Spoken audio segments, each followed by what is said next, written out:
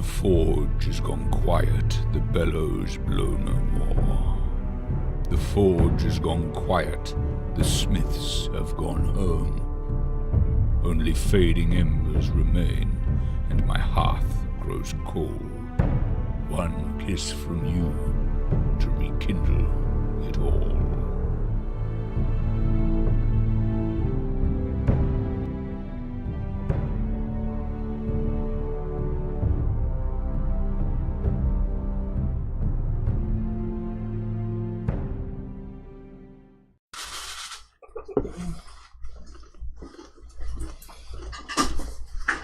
Okay, so we're back with episode 4, Queen of Embers, and when we last left off, I believe that Terwin, armed with shield and lantern, had crawled through the windowsill, the lower floor of a nearby building to check out what may be happening, along with Alistair Krim.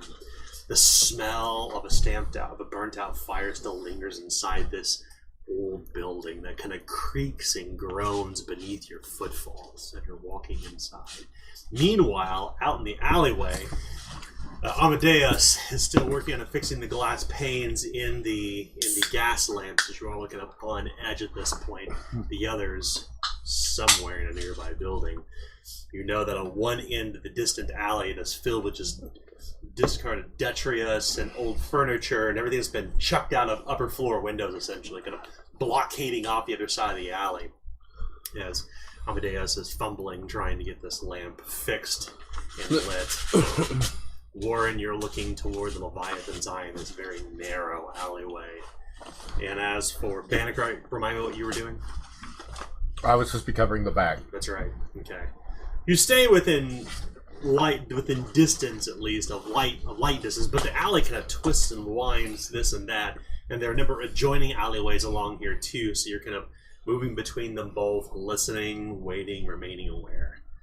Meanwhile, inside this building, you hear footfalls creak, creak, creak, as you're coming through, in this case with Alistair and Terwin. You're walking through this kind of main floor of this very small hovel, this small home. You come to the fireplace where just a few of the ashes, if you stir them slightly, they would turn red, but they're still burning. But nothing seems to be out of place in here. Not too far from where you're at, there's a half-open door that likely goes into the kitchens or the larder, and you can see a single door that leads down into a cellar. Other than that, if you were to exit within the building, you'd probably come to a stairwell that leads you further upstairs, where there are other kind of smaller adjoining apartments.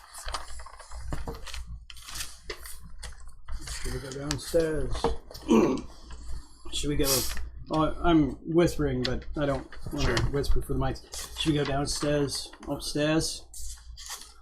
As he asks, I'll look around for a table or something like... Oh, yes. Similarly discarded. I'll grab the table and blockade the cellar door with it. Yeah. He flips the table over and kind of slides it across the ground, blocking the cellar door off. When he does that, I'm gonna hold my arm out like that and make a motion with the shield, like, you know, simmer down once he's done with that, and I'll listen, see if there's any movement. You stop and you hear this coming from above your head somewhere, and you can see dust kind of coming off the rafters down. And I'll motion my head upwards. I'll nod. You hear this like somebody's walking down the stairs. Oh, okay. Well, then I'll kind of post up and wait for them to come. Okay. Yeah. Good thought. There's a sound at the door. Like the door's rattling, as if it's locked in place. Someone's on the other side. Meanwhile, outside, in the alleyway, you've still not heard from Alistair nor Terwin. It's about 10 minutes. You see lamplight or torchlight on the second floor above you in an adjoining building they had walked in. They must be up there. Taking an awfully long time to go through one building. Boss, how you doing? Do I hear that? No. I want to see if you can open that door. As I'll walk to the door, you know, so I can hold the light there. The door stops rattling and moving. Who's that? You call out, but there's no response. Out in the street where you're at, suddenly Matthew wickers nervously and snorts and chortles. I'll try to calm him down a bit and see if I can figure out the source of his agitation. Roll handle animal. I'll This assist test him. will be challenging. Okay, do you have a skill rank? Mhm. Okay. Both of you grab the reins. Warren quickly grabs it too and tries to soothe the animal. What was the difficulty Oh, of that that again? boy. It is challenging. Handle animal. Challenging. Alright, Easy. so 43. Easy. Well, I got it with a 43, so I'll Nice, just take right it. on the nose. The horse seems to calm down. And you're not really sure what's driving it, what seems to be agitating it. Animals can oftentimes be spooked by the simplest of things: the smell of blood near a butcher's block, the sound of rattling or clanging. But storm horses are bred a little bit differently. They are bred to be calm around the horrors of war, the slaughter of men, the clashing of swords, the blast of gunfire. How about Agnes? Is she reacting in any way? You don't see her anywhere. Oh. You turn around and she's gone.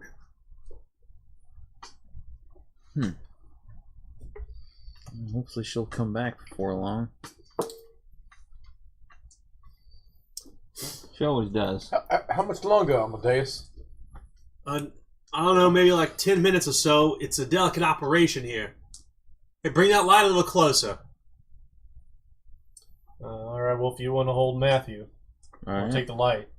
Let me know. I'll hold the horse. The horse is you're kind of yanking on the reins. The horse is kind of pulling back, its neck elongated, and kind of pushing back away from you.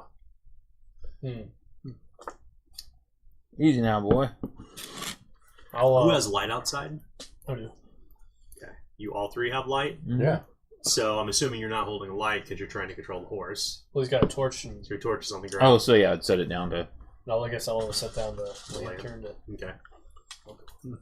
And then you've got what? Torch? Torch and cudgel, that's right. So I'll go down and pick up my. And then I had prepared the crossbow, so I guess I'll pick that up as well and just kind of have it shouldered. Okay. Generally, they'll have some sort of safety on it, so they'll just go. There's no safety, but you won't be able to fire one-handed. Yeah. It's a crossbow. It's a crossbow. We already Arnold Schwarzenegger. Is it your lucky day, Dave? Yeah. It's not Your not a lucky sold-off day, shotgun. Squire? He's Arnold Schwarzenegger. Well, you've got so you get the I was lamp just in thinking. hand, you get the torch, and you've got the crossbow ready at your side, but you can't throw it over your shoulder. A bolt literally rests inside of the stock of the crossbow. So There's no the bolt would fall out. Yeah, exactly. So if you wish to have the crossbow at the ready, you use both hands. Okay. Well, then I'll just leave it where it is then. And, It's on the ground. Okay. Yeah. I mean, I have my shield if I need anything on my back, so Yeah. I just got the one hand. Okay. Yeah. The door inside stops rattling. It's just the two of you. You can see the flashing of light outside the broken window where you crawled in from, clearly from the others. Yeah. We'll see if you can open that. I'll take grip on the door and see if it comes open. There's a single latch on this side, an iron latch. You wish to unlatch the door? Sure. Okay. He throws the bolt, grabs the handle, and pull. Yeah. The door swings open into this narrow hallway that right across from you is an open door into another apartment. And immediately to your right is a stairwell leading up to the second floor. But the door to the adjoining apartment is open. I'll look at Tim and then look towards the open door into the apartment on this floor. No. You see motes of dust kind of floating in the light of your lamp. So I didn't need him go back up the steps. Shakes his head. So I'll go into the. I'll lead the way into the apartment. Shield raise. Okay. You need to slowly creep into the apartment with your shield in front of you and your lamp on the other hand, kind of peeking over it. Everything all right in here? You see this old black goat, Agnes, Warren's goat. Fucking Warren! You hear a screaming coming from outside. What? Easy now. Easy. The horse begins to pull even more firmly as you get a hold of both the reins. You're actually being pulled backwards with the horse. It's incredibly nervous. At this point, Amadeus is off the ladder. Let's go. Let's just. And I'll walk outside. Okay. As you walk outside, whoosh! There's this gust of wind that tears through the alleyway, and every light, torch, lamp, and otherwise, is extinguished. I want you to write down on a piece of paper what you do immediately. So even the lantern would go out? Yes. Okay. So take a piece of paper and write what your character would do in just a few short sentences and hand it to me. Right, can I borrow a pencil from the middle there? No! It's not true. I'm getting some paper too, actually. You want a little, That'll work.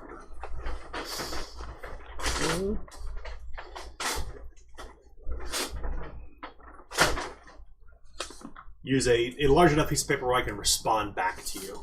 Alright. So, like, if you need a piece of paper, I can hand you one. If you can if you write on the back, this will work. yeah. Here's this.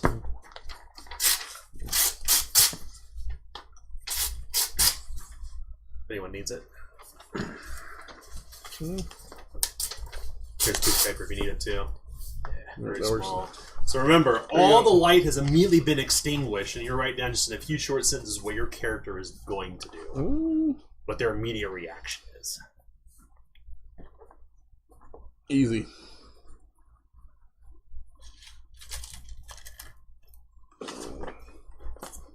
Will you pass that down to Dana?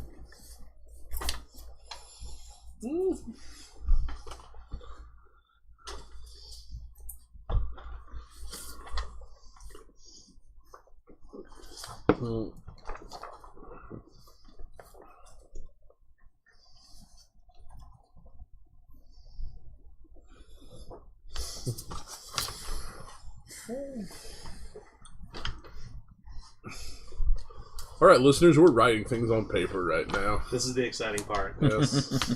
We'll fix it in post. We'll fix it in post. Yeah. Yeah. So are you volunteering? No. To fix it It in just post. magically happens. Oh, it magically happens. Yeah. That's what post means, right? Yeah. The post fairy. Yes. Yeah, I still haven't gotten the footage done for my show in December. Feel like I'm Do not tell anybody what's on the back side of this, Walter. All right. It's for your eyes only. All right.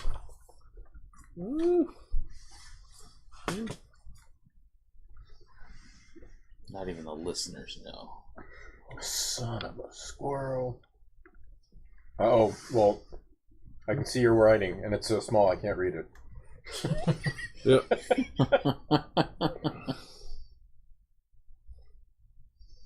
Dun, dun, dun, dun. Dun, dun, dun, dun. Dun, that's my, the music. This is yours, Tim. Yes. Okay, I want you to read this in the back. Don't tell anyone, don't share it.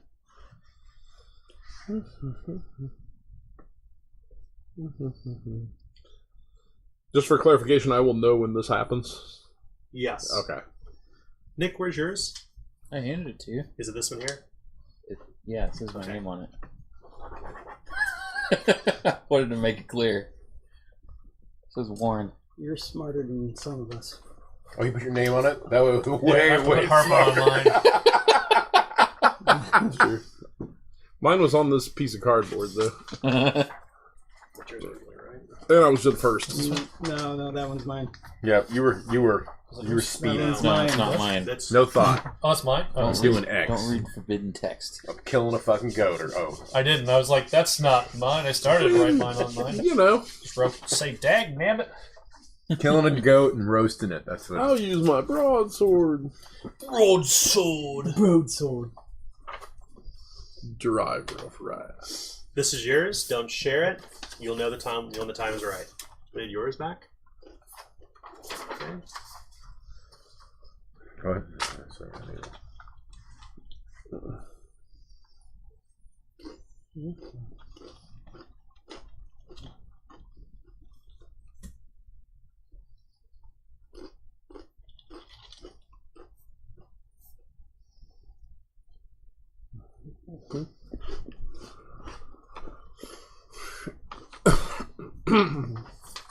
In traditional D&D fashion, somebody should have written I attack whatever's nearest me. That's right. The darkness. I cast magic here you missile go. into the Here's darkness. this. So Done. the lights had just been snuffed out. I asked all the players around the table to write down what they were going to do immediately. Did I get a... Wait. mine I would back? like for you, Nick, to narrate for the listeners what Warren Rhodes does once all the lights go out.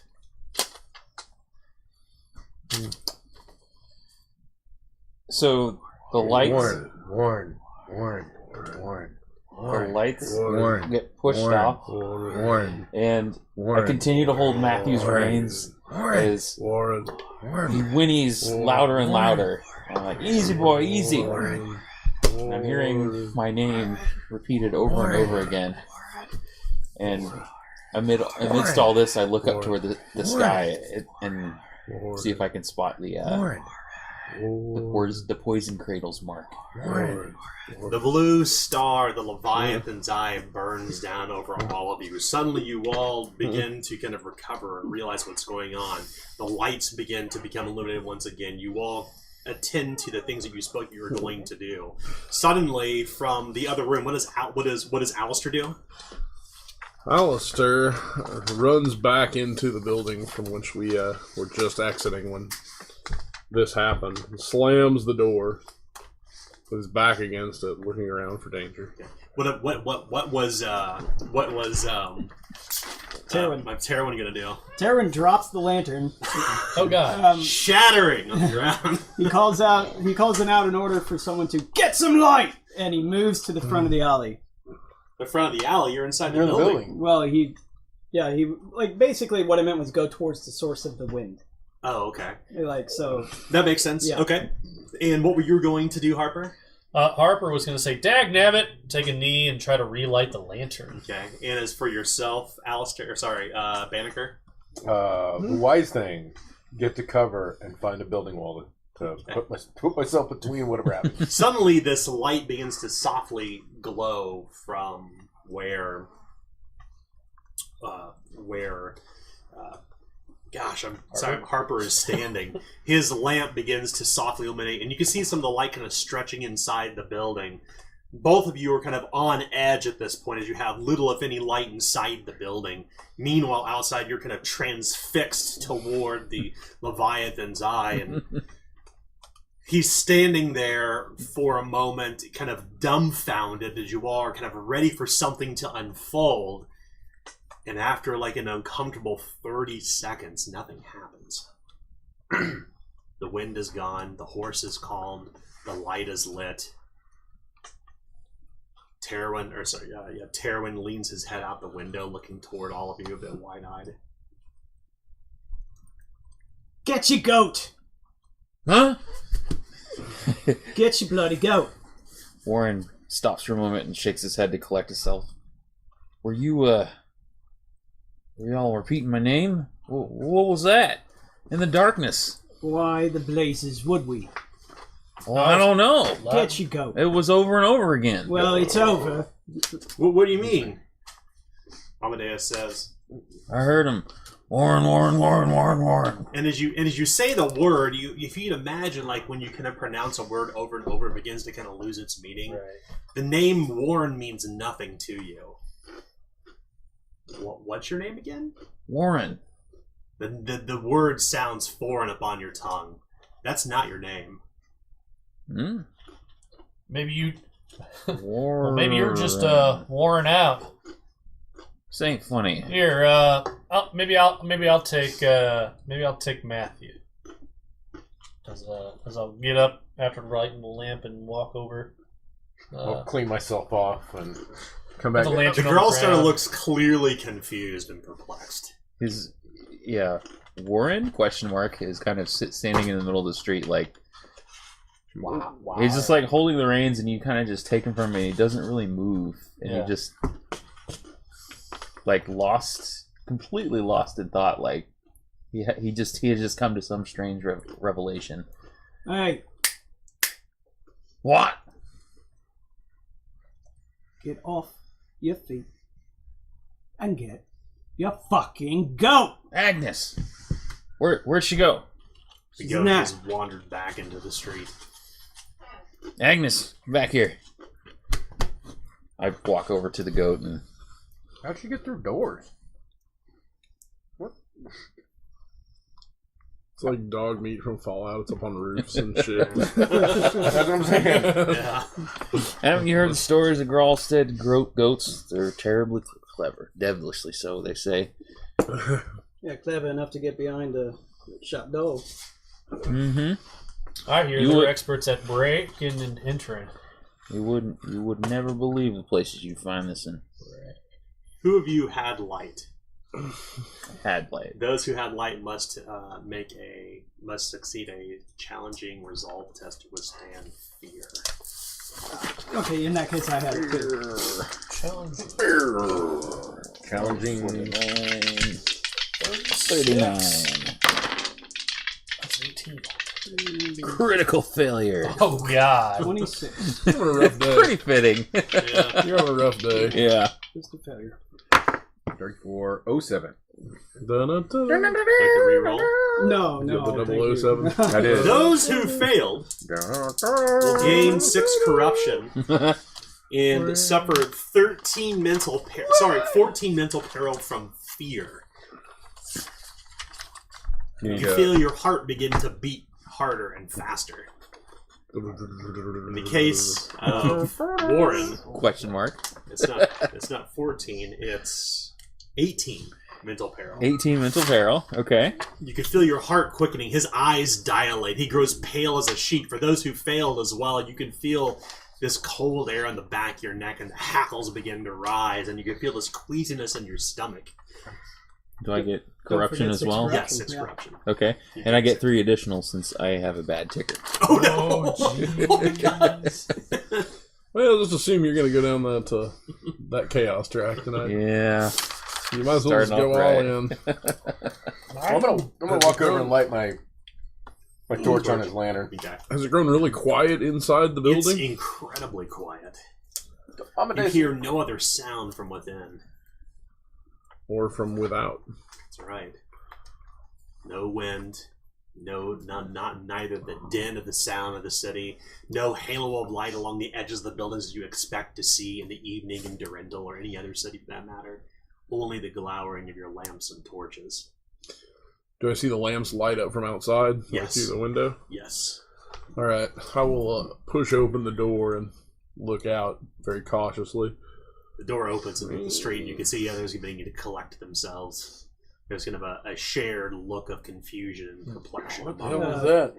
So, Terwin starts like muttering under his breath, and he's kind of looking around, as you can tell, like as he breaks out into a cold sweat, and he like looks down at the lantern that he's holding, no, he dropped the Dropped it. lantern. Mhm. You have a lantern, right? I have a lantern, yes. He looks down at your lantern, and he just keeps kind of staring at your lantern and looking back up at you, and staring at your lantern and looking back up at you. You want to hold it? It'll make it easier for me to Keep Matthew calm. I don't think I should be holding out right now. As there's a certain twinkle in his eye as he keeps looking at that. All right. It's what they refer to in some cultures as he has the devil in his eye. When one is kind of caught and fixed, and people react to fear differently. Some are getting cold sweats, some kind of retreat, some kind of grow inward. You can feel the goose pimples. Even if you fail the test, you still feel goose pimples on your skin. So what was that? Well, Did you guys open a door or something? And there's like a vacant wall behind that building? I think that was quite a bit of an ill wind. Where We we at should on blow here? on out of here. Amadeus, be about ready. I think we're done. Well, I guess I can finish my business. Why don't we just say fuck this lantern and go on to the next one? Because I'm about done with this area. Boss, you ain't looking too well. I think we should get back to the street. Is it lit? No, it ain't lit. You ain't got to ask me. It was a rhetorical question.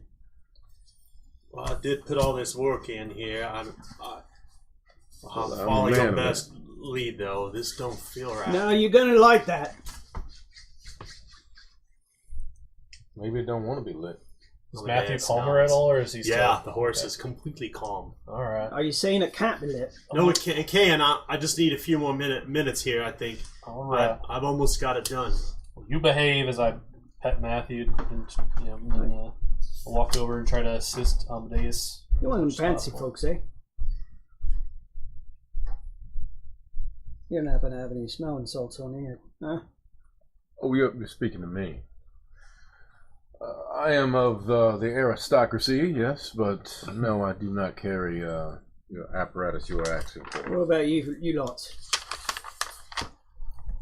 Warren has fallen to one knee on the street and is clutching his chest, coughing a couple times, and he's got his arm around the goat, but he's still transfixed on the moon. I'll dig into my leathers and pull out one of my flasks and say, maybe you should take a drink of this and calm your nerves a bit. Thank you. All right. What is it? This is a flask of whiskey, Okay. or rot gut, or whatever. Rot gut. Yeah, probably rot Rot gut. gut. I take a pull out and hand it back to you. Thank you.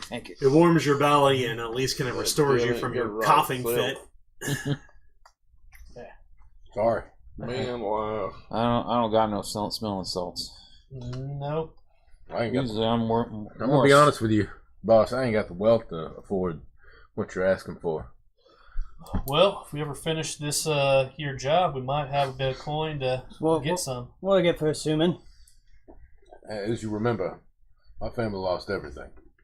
And then suddenly, the warm green glow of the gaslight begins to fill the alleyway, reaching into the broken windows, pouring across the detritus that was kind of gathered against the opposite end of the alley, filling every crevasse and crack with light, revealing the dilapidated nature of this very narrow alleyway.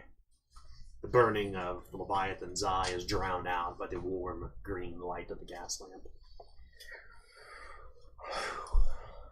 Well, 24, he says as he marks it on his piece of paper. it's 25. It's 25. We were at 24 before this. 25, that's right. 26 remain. Right, just plus one. It's He takes the piece of paper and folds it back up and puts it into the inside of his waistcoat. All right, boss. I'll take front this time.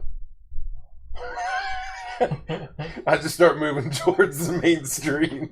As they're starting to gather and sort of move out that way, I'll look up towards the second story window where I'm certain that someone was before, but I just can't quite shake that something isn't right here.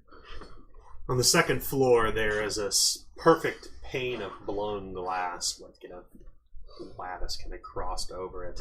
It's hard to make out anything behind it, but the green glow of the light kind of against the blown glass makes it difficult to see within.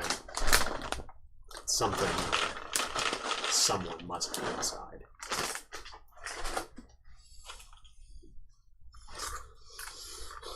I won't say anything.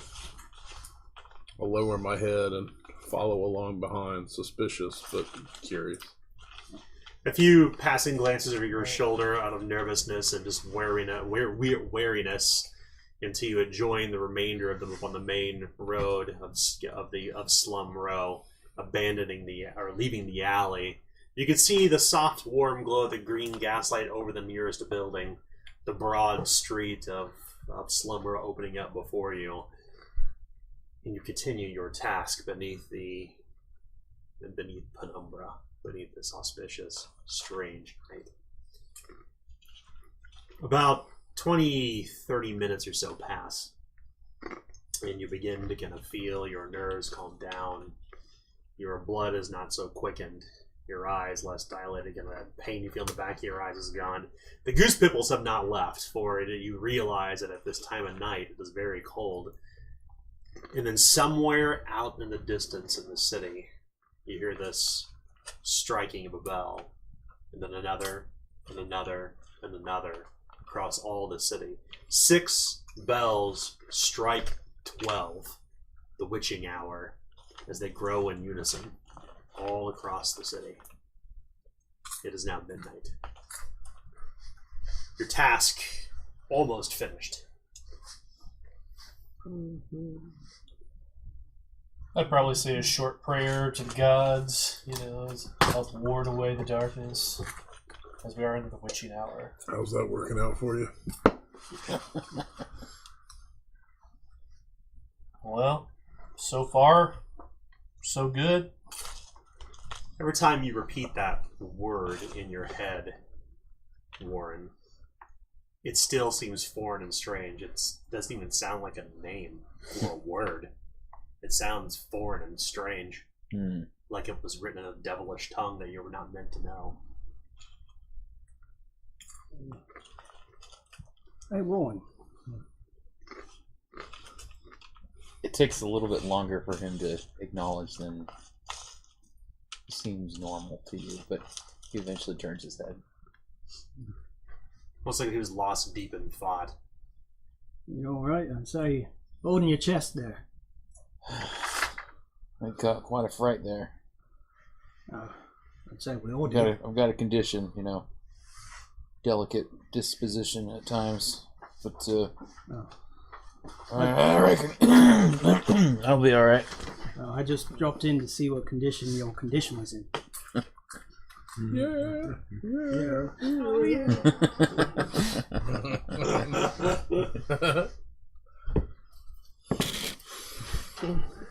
You're gonna be all right. I reckon. Yeah, because you're starting to grow on me, for Grosstetter and all. Thanks, I think. You stop for a moment as Amadeus is relieving himself on a nearby wall. Alright, we're not far now from Foundling Wheel. It's an orphanage just down the way. If we can resupply there, we'll need some candles and some more light. Mother Helen, the adherent that maintains the orphanage, she'll let us in. He pulls out a long pipe and strikes and begins to smoke tobacco and hands it to each of you. You take. Yeah. Terwin almost selfishly grabs for it first and draws deeply. Take 2 and pass, motherfucker. and then yeah, he realizes. Sorry, listeners, for the he realizes that he wasn't the only person there, and he passes it around. Who all of you wish to partake in the tobacco? Certainly. Yeah. I'll take it. The good thing is that it will calm the nerves for those who wish to smoke deeply. Anyone wish not to participate? Oh, I mean, it's more camaraderie than anything at this point, right? Certainly. Mm-hmm. He has enough. I didn't wish upon the stars, so Yeah, he has enough tobacco to pass between all of you over the next hour, as you all will share in a pipe and calm your nerves and hopefully find yourselves once again on this strange night. Your task is almost over. For those of you who will Share a bite. You feel your blood quicken a little bit. You feel your nerves begin to calm a bit as well. And for those of you who... Oh gosh, I don't have the rules in front of me, unfortunately. It's okay though. For those of you who will smoke tobacco with Amadeus, will go up one step on up the paraplegic track positively, but you'll also gain 1 corruption because of that. Congratulations. Yep, you're now. All right. You're now the Moonanites. Smoke up, meatwad. Smoke up, meatwad. Oh my gosh. As you're kind of going along, attending to hopefully the end of your duties this evening, just perhaps maybe an hour after the witching hour, after the tolling of the bells throughout the city. You're kind of passing between these rows of old burnt-out buildings at this point, between broken cobblestone and a light haze seems to linger in the air. The smell of kindling your fire still lingers. It appears that this area at one time perhaps was raised from flame. There are only a few standing buildings here and there. They're kind of mostly gutted. As you can see, the skeletons, and nobody would live amid them. Just kind of the skeleton frameworks of these buildings along Slum Row. And it isn't too long until you come to what apparently is he kind of lays out the map once again onto the cart and points out, here's where the Bastards River wraps back around, maybe, I don't know, 300 yards or so from here. Just down this road's the Foundling Wheel Orphanage. This is where we'll find Mother Helen. She'll help us get resupplied and finish up our work tonight. Very well. All right. So after a time, you arrive at the Foundling Wheel Orphanage, one of the only standing buildings amid this burned-out husks of Slum Row. It's this low stone building with almost a small domed roof, strangely enough. Perfectly built in a perfect square circumference of like sandstone with a small dome over it, and it looks like the whole thing is just threatening to collapse. There are long cracks along the dome. You can see the exposed rafters outside of the sandstone that hold this whole thing up. But but as you approach, immediately you can see that this very somber looking man who's wearing he's wearing the trappings of a friar. He's wearing kind of like a loose, rough-spun wool robe that's tied at the waist with a rope, high black boots. He is standing outside the orphanage, and there are these other kind of rough-looking fellows, these men, who actually have 3 carts outside, and the carts are laden with something, and heavy cloth is laying over each of the carts. They're outside this building.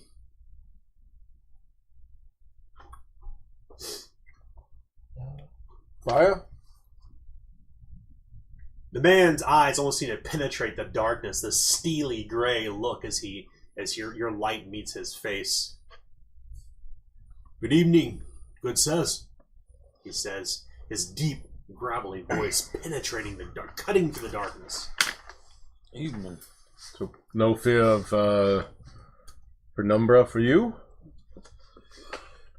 He sighs deeply. Not on a terrible night such as this, we'd come to do the duty for the Charnel house.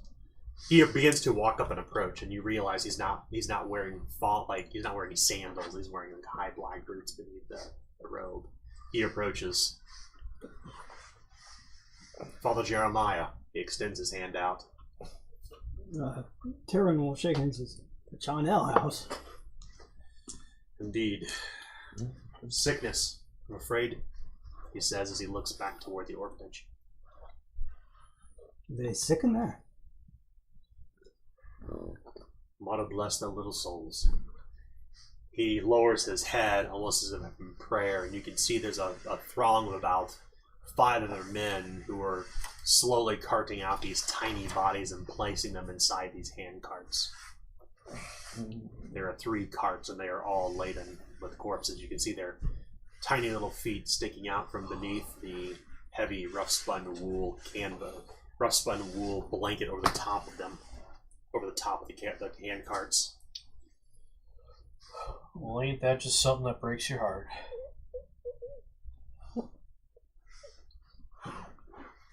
That's a shame.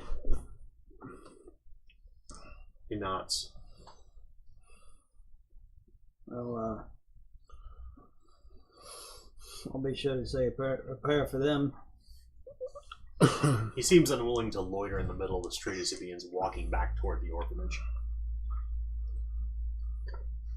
I'll start helping Amadeus to the next place to light. Amadeus is kind of taken aback at this. They're We stacked in there like kindling. Yeah. He kind of something catches in his throat a bit dry. Well, say a word to the martyr, and we still got a task to do.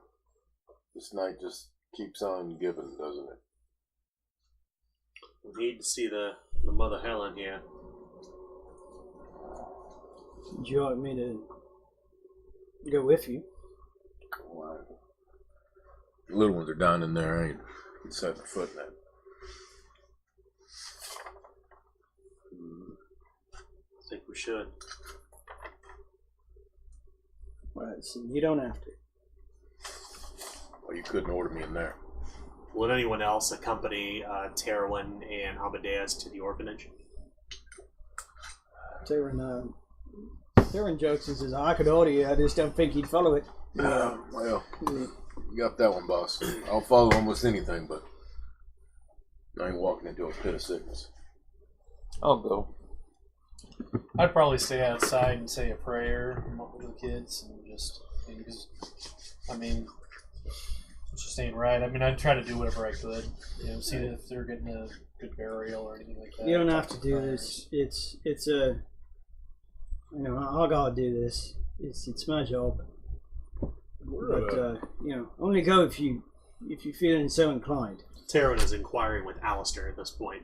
We're at a level of understanding. This is like kind of Renaissance era stuff, so we understand masks for communicable disease and stuff like that at this point, right? Certainly, but it is not believed that diseases pass for people with pass by miasma, bad airs, bad vapors. It's bad vapors. You just believe it. The smell of the dead is what gets you sick. Right. But you don't smell the dead. You smell no cadavers. I just want to get out from under that eye just for a few minutes. I'm not a plague doctor. I want to go in.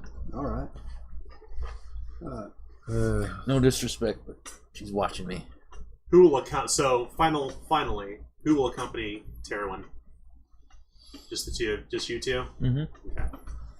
The three, so Alistair and Banneker and Harper will remain a distance away from the orphanage as Terwin and Warren begin to approach Father Jeremiah, who made no means to walk toward there with you. He seemed to hastily come back as he kind of orders one of the body collectors to wheel the cart off, and they actually head back down toward the direction you came from. I ain't getting there no bad in the vapors like that. Mm-hmm. Are they wearing something over their face? The body collectors? No, actually. They seem to be dressed for the weather, but as two of the body collectors walk away, you realize they're wearing quilted armor. Yeah, but I mean, they're not covering their face. I mean, that's good. That's good to know. But no. Yeah. Okay. Well, then I won't cover mine. Yes. Father Jeremiah almost says, kind of impatiently, or wasn't even expecting you to come up. Well, we need to see the mother. Mother Helen. Yeah. She's not here right now. Oh, I see. What happened to Mother Helen? Do either of you have a warfare as a skill? I do. Okay. You notice as the next body collector walks away that they are armed. Perhaps for the evening? Okay, I will take note of that and not say anything. She was quick to come to us this eve. And quick to leave too, huh? She came to us in the custodian's garden. As you know, a custodian's garden is what the priests really call a graveyard. Fine night. And then what'd she say? She said that I don't know quite how to explain this. Leviathan's eye take me, but she said that she had lain the children down for the eve. Mm-hmm. All 13 of them. And they had slept well through the night. But she was aroused from her sleep. This would have been before the bells tolled, before the witching hour. I don't know quite how to explain this. She said that a woman, hirsute, bristling with hair, eyes as large as tea saucers, drifted through the wall and started suckling the life from the orphans at their mouth. She told this to us back at the custodian's garden. We didn't know quite what to expect, he says, as you realize he has what looks like literally a scourge looped into his belt. What is a scourge? I'm sorry. Scourge is like a doubly long whip that each of the ends of the thongs have like almost a metal Yes. leaf on the end of it. Yeah. We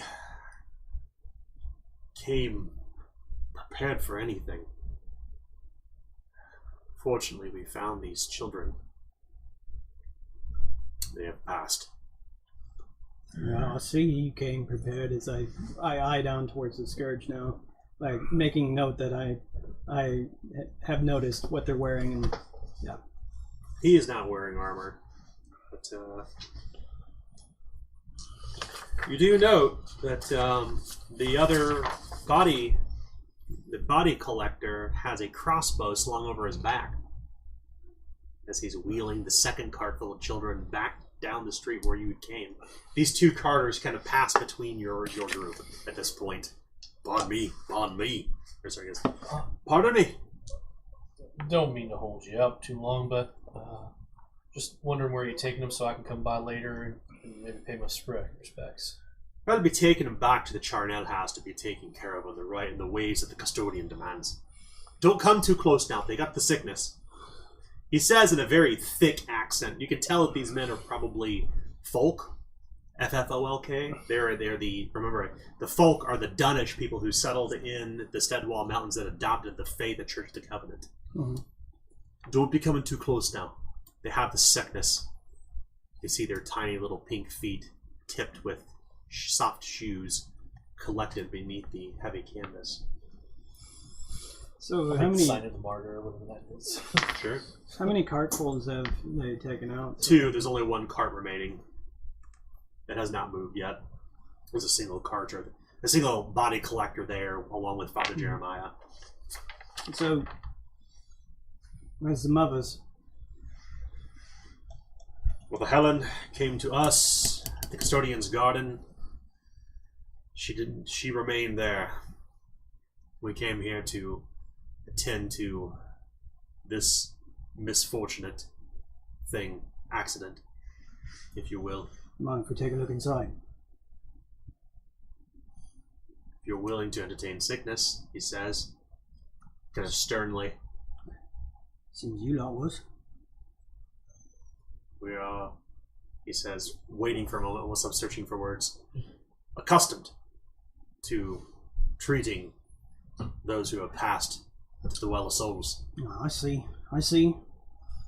All right. I wore me gloves, he says, as he has his leather gloves over his hands. Okay, well, Hand stitched. you've accustomed. We're gonna go and get something to cover me face. Roll an awareness test on your side, if you would, Banneker. This is going to be challenging. Sure. So 41. And You roll a I 42. rolled a 42. Would you like to reroll close. Yeah, would you like to reroll? Sure. Okay, take that misfortune point. We have 5 fortune points, 1 misfortune point so far. Nope. 69. Okay. I wore my gloves, he admits. With Very- his deep, gravelly voice. Very well, Warren, if you wait here so kindly, I'll get us some gloves and something to cover our face. Well, why don't we just As you wish. we can just borrow Amadeus's pipe, keep everything out. He says, "Stupid be with you." He ends the conversation abruptly, and he joins the other body collectors. They push the final cart down Was the I road where was you I come in from. earshot of that? No, Oh, you guys stayed back. well, that's what I'm No. saying. Yeah, Did you guess? you heard none of this. You all kept your distance. Only Warren and Terwin are there. The friar and this other body collector are pushing the cart away from where the two of them were standing in front of the orphanage. Okay, so there's nobody left in the orphanage. That's now? correct. Oh, It is just the two of you standing in front of the door. Father Jeremiah and the last body collector, they push the final third cart down the road. okay. I'm sorry. I misunderstood. I thought there were still people inside, and they were No. okay. In that case, They appeared to have just finished their job when you had approached. right. So I'm sorry. I'm terribly sorry. So It's okay. in that case, like there are like 2 cart people past. They're gone.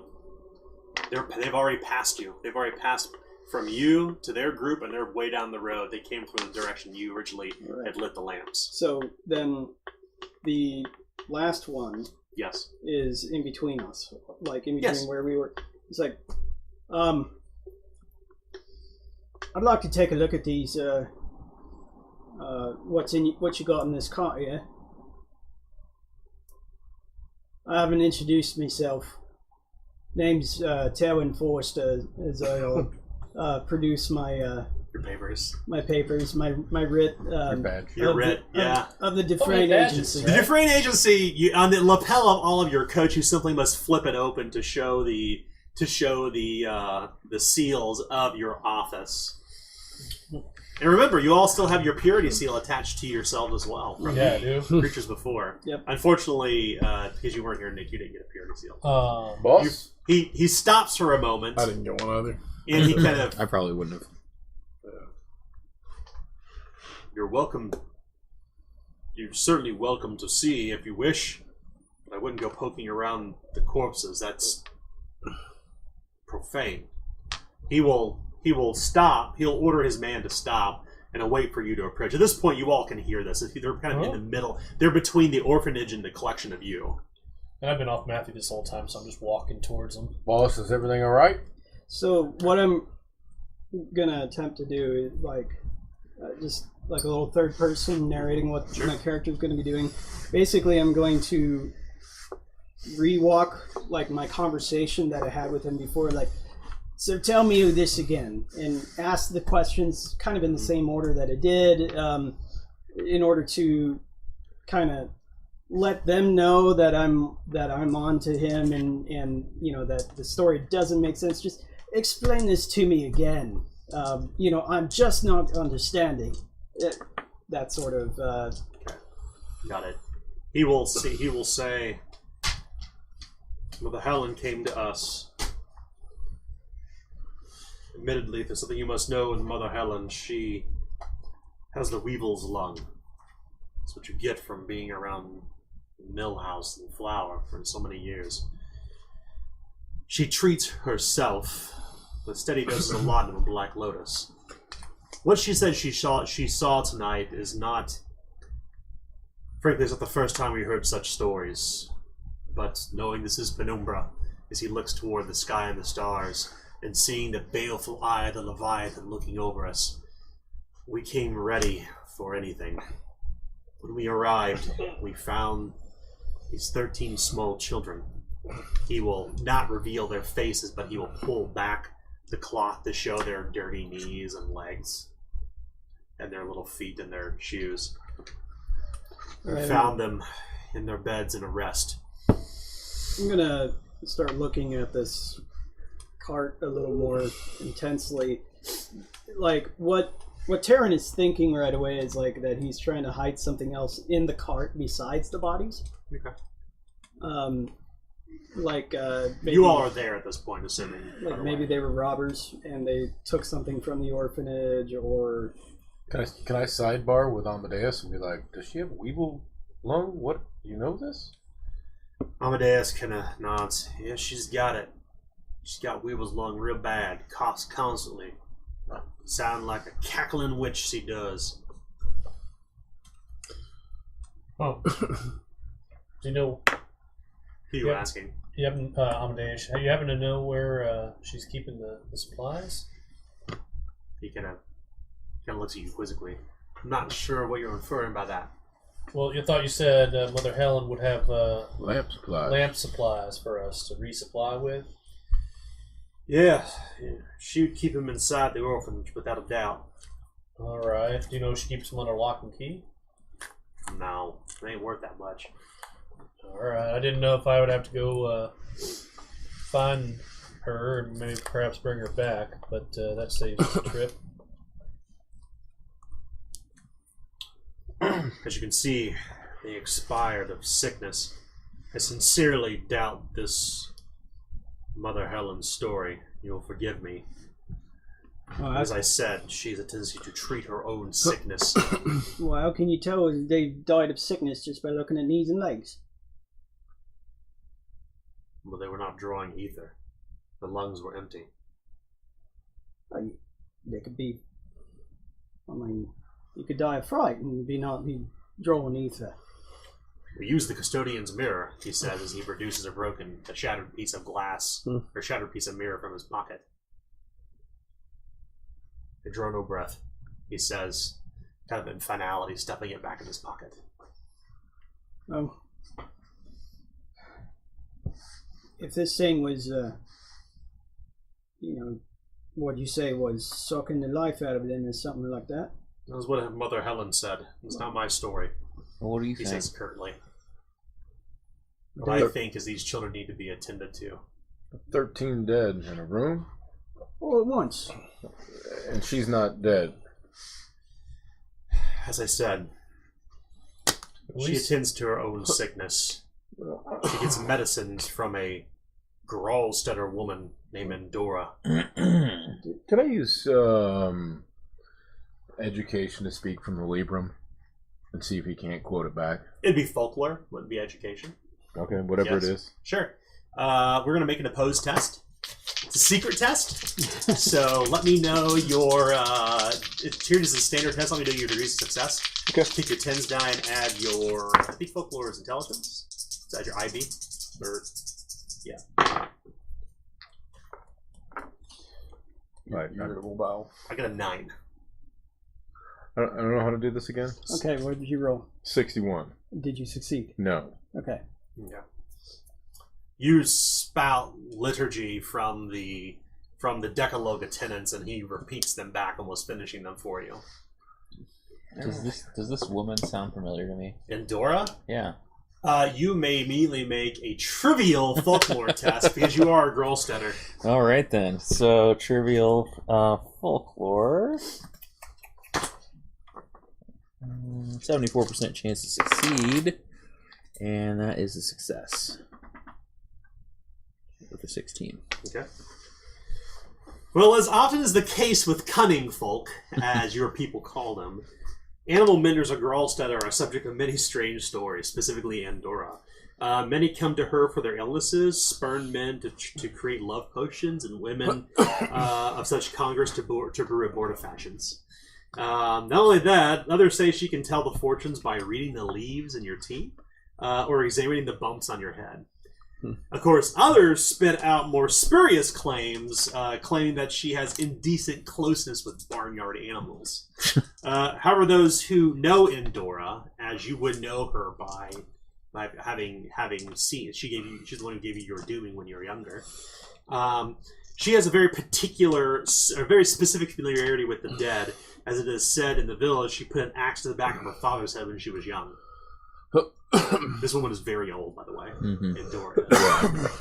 She is kind of the go-to for all needs of the Gralsteaders. A wise woman, a apothecary, a religious leader of sort, kind of all the above. But her trade as a cunning woman, or in this case an animal mender, is kind of surrounded in mystery and superstition.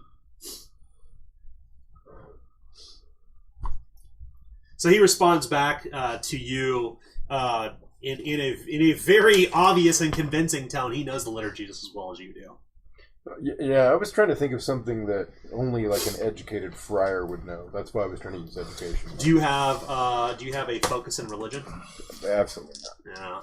Unfortunately, you won't be able to go any further. Okay. Yeah, no, I was. Yeah. I mean, because with folklore, that would be non-read. That would be the stuff you hear spouted every day. I do admit he pulls the cloth back over their legs, over their feet. Admittedly, this is very odd and strange. He looks toward the stars and shudders for a moment. You see he kind of rubs at the symbol of the Church of the Covenant around his neck. This is a strange night. Between you and me, I think we should. My next duty, once I return back to the custodian's garden, is to call Brigandine. Mother Helen, as I said, attends to her own sicknesses, attends to her own illnesses. I'm wondering if perhaps in her addled mind on such a night like this, that she may have mistakenly given the children the wrong medicine. He says sternly. You suspect foul play. He nods, but he says that I am no member. I am not a brigandine, nor did I care to go through her belongings in her room. We simply attended to the children and left. While he's speaking, yes. When he starts to answer that, I'll just take the blanket off of them. Okay. Off of the children. You pull the blanket off the children, and you can see these soft pink faces of these children lying perfectly still inside the back of the cart. 5 little bodies stacked upon one another. He kind of he's taken aback, and as he does this, all of you are kind of taken aback as well. Well, you gain 1 corruption. Yes, absolutely. And you all kind of are like, oh! You kind of take 2 steps back, almost like almost kind of reflexive, as he reveals the bodies of small dead children in the back of the cart. What are you doing, man? He says as he kind of fights with you over the cloth and yanks it out of your hands. I'm looking at him. The carter beside him he drops the cart at this point and takes a couple steps back, perhaps because he is a bit off-put by this act. I'm Forster. I'm used to seeing dead children. So, I think Harper is going to have to walk away from this situation. Yeah. He's really, his melancholy and compassion just makes him I can't be a part of this. Any part way to show performance is either too sad or I just can't deal with this. I'm going to walk inside to the orphanage. What about yourself, Warren? Yeah, I step away as well. I think I would take solace in your company at that point and just join you. Alistair? If I was afraid of bodies, I would be quite the hypocrite. You stand your ground. What will you do, Banneker? I'll instinctively step back, but I'll say, "Boss, you all right? Should we let these men just do their job?" Alistair, go ahead and make a trivial heal test. All right. Trivial heal. Alistair is the only one not to move, save for Terwin, who is almost fighting over the cloth with Father Jeremiah. I succeeded. You note small, shallow breaths in one of them. You can see this liquid upon one of their lips. Not What? spittle, but something else. Will you say anything out loud? I pick my spots when I do. The boy's alive, you monster. I'll point out the one that's breathing. As Terwin and Father Jeremiah kind of stop and look toward you, and he moves his hands off the cloth, and he goes over to the body of the boy, the custodian's mirror. He begins fumbling in his hands and his pockets like he can't find it. He pulls it out, almost cutting his hand, and places it in front of the boy's mouth. There's fog. He's alive. He's alive! He says, help me, help me! Help me pull him off! Right, I will immediately go over to help him get the boy off the cart. You grab him by his small, tiny shoulders, this 8 or 9 year old boy, and you help Father Jeremiah place him upon the cold, kind of cobblestone road.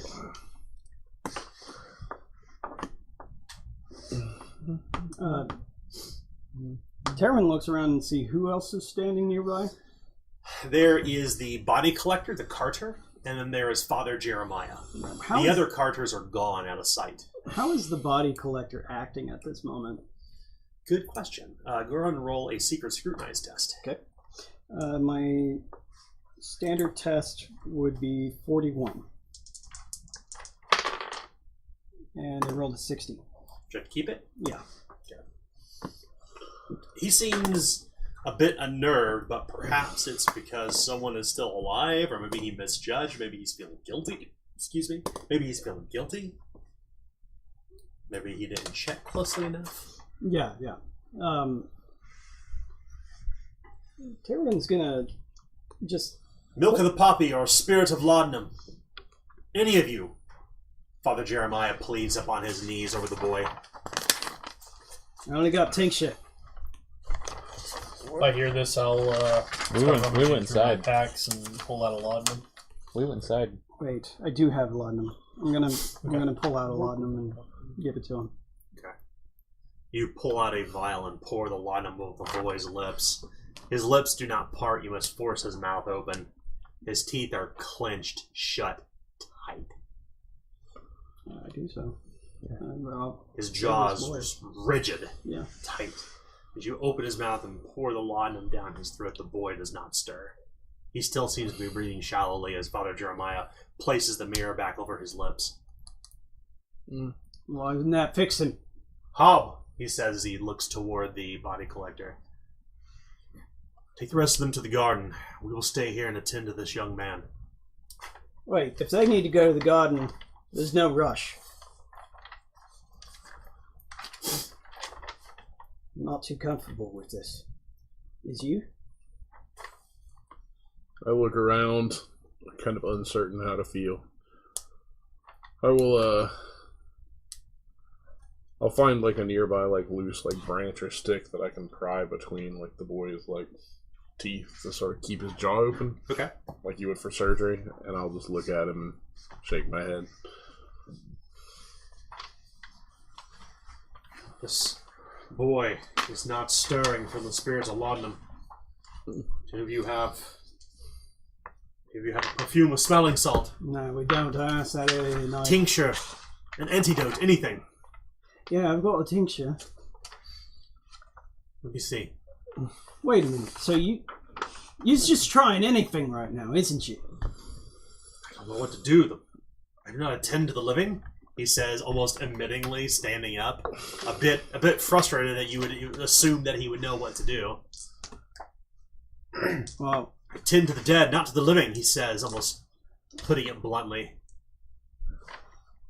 one thing I've learned from my time in service is that you don't just use anything. No, you don't use everything for anything. Too much of a good thing is a bad thing. I'll wrap the boy up in a blanket or a coat. It's cold out here, and I don't think he's dressed for being outside. Certainly not, no. I You would still have know. the goose pimples on your arms and legs. I would know enough about our crew to know that, like, if anybody would have any ideas, it would be Warren, right? Certainly, yeah. Warren was a camp follower. He had followed in the baggage train with the immigrant Gralsards when they came here. He had survived the war. I'll start calling out for Warren. I went inside with. Yeah, That's exactly. right. Inside the orphanage, as this is all happening in the street, The inside of this place is dressed very spartanly. You can see small cots. You can see a few wooden toy playthings of a wooden soldier or tin soldier here, a wooden horse or carriage there. Trappings that would indicate this is clearly like where children of the war, or perhaps of parents who would leave them in, literally, as the place is named, the foundling wheel. Are you familiar with what a foundling wheel is? So the outside of religious orphanages, they essentially have what essentially was like a bank teller's box where you would deposit money. It's like an opening drawer. People would put swaddled babies in there and close it, and the friars and nuns and priests would recover the children and raise them inside. It's kind of fashioned into this kind of religious iconography of brass affixed into the side of the building. Same is true for the foundling wall orphanage. There's a single brass drawer, a foundling wheel, where essentially it literally deposits the child inside. It's very straight. It's just for totally 100% true stuff too. But inside you can see the foundling wheel, and there's some religious iconography on the walls. There are some burning candles and candelabras. There are some painted images of what you would suspect would be the martyr, the steward, and the learner. And there are also kind of children's chalk drawings on the back walls as well. You do find Mother Helen's chambers. It is not locked. This building is mostly open air, and even the dome is open and such. You can see a few pools of you can see water gathered in buckets throughout the entire place. This looks like it's probably flea-ridden. What we would consider unsanitary and unsafe. The floors are earthen. The cobblestone that was once here is probably once robbed from it. You can imagine this may have been a small temple of sorts, a small worshipping space at one time. But anything of value has been long stripped away, including a lot of the imagery on the walls, like the paint's flecked away and just kind of looks piss poor. You find where Mother Helen would stay, and in fact, you find the supplies you would imagine that Amadeus Chandler would need. Go ahead, both of you. Go ahead and make an awareness test. This test is easy. Awareness easy. That's going to be a 63. 69. Success. Okay. Well, Warren, underneath her straw mattress, you find a small half-full vial, kind of stuffed beneath of it, a vial of lead with a cork stopper in it. You open it up, and it smells rotten carrion. It smells horrible. This would be the type of herb, whatever may be inside there, some sort of liquid that we use to attract flies. Attract flies. Yes. What? Oh, okay. So that was something that would be used occasionally in this old type of medicine. Certainly. I mean, larvae have value. Mm-hmm. Particular leeches have value. Larvae, sometimes when larvae gathers on wounds, you have heal as a skill rank, right? Right. So larvae are sometimes good to eat away dead flesh. Mm-hmm. But this doesn't seem to be that. Do you have skill rank in alchemy? No alchemy, no. Do you have... Okay. I do have heal. You do. Unfortunately, you can't determine its origins. It's clearly some sort of medicine, you would guess. Poultice, you're not really sure what it is. But it smells really foul. Immediately as you open it up, it smells like rotten carrion inside. Ugh. I shut it back. I close the bottle and put it back. It's not the size of not a beaker, but what do you call those? Those little... Vial? Like a long, narrow vial. Test tube? Like a long, narrow test tube with a cork on the end, but it's made of lead. Mm-hmm. It's unmarked. If I see that, I'll say, well, you might want to hold on to that if they're, I don't know what that is, but... Oh, it's a kind of a thing to attract larvae. To set your wound right when it gets in. Warren, you look around this place and when it gets all pussy, you see no signs of, quote, disarray in here, no sense of a fight, no remnants of a, as Father Jeremiah put it, a creature that would pass through the walls. But you do find strange drawings kind of stuffed beneath her bed as well in paper. They seem to depict, well, for better or worse, like shadow monsters that she's drawn in charcoal. Oh, you see that? You want to lift it up, see what else we can find underneath there? That's all there is. Oh, there is? Okay. It's like a wooden trundle with a straw mattress on top. Well, she was hiding all this. These might be that monster that she was seeing. Does it look like anything from folklore that I would recognize? Or it just seems weird? It's just really strange. Okay. It looks like the scrawlings of somebody who's been driven mad from taking too much Black Lotus. I think she done drank a little bit too much something. She wrote something back on Well, the upside down. I drank plenty. I never did anything like Upside down. drew anything like that. It must have been something way worse. You don't want to gain 3 mana too many times. Well, maybe you can take it to that one woman of yours who assigned it to her, and she can tell you what it is. Well, Oh, that's a good thought. Yeah. Meanwhile, outside in the street, I don't treat the living, I treat the dead, he says plainly. Let's get somebody who does. Warren! At this point, do I hear it? You see that Father Jeremiah looks over at the collector, and the collector kind of nods at this point.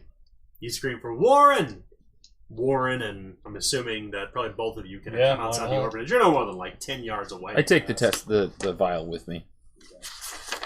Father Jeremiah comes up off of his knees, dusting them off. What is it? The collector looks at the bodies and shakes his head, What is it, lowering Tyrone? it. That one there is still alive. oh, we need to check the rest of them then? Sodium be praised. Fucking beat feet! You hear Father Jeremiah says as he drops the custodian's mirror, and both the body collector and Father Jeremiah take off, tearing down the street from the direction you had come from originally. Oh, I chase after him. So, we will begin a chase scene. Yeah, we will. No, I'm gonna use my bow for takedown. Okay, so let's pause here for a moment. Let's stop. So we need to first determine what their initiative is to see if they actually gain surprise. If they gain surprise, if they gain initiative. If they're at the top of the initiative ladder, then it's a chase scene. If they aren't, then we'll begin combat. Okay. Sound like a plan? Yeah. Okay. So I've got the initiative order over here. The jig is clearly up. Your numbers are far greater than theirs. They're going to try to get the fuck away. So, in the case of...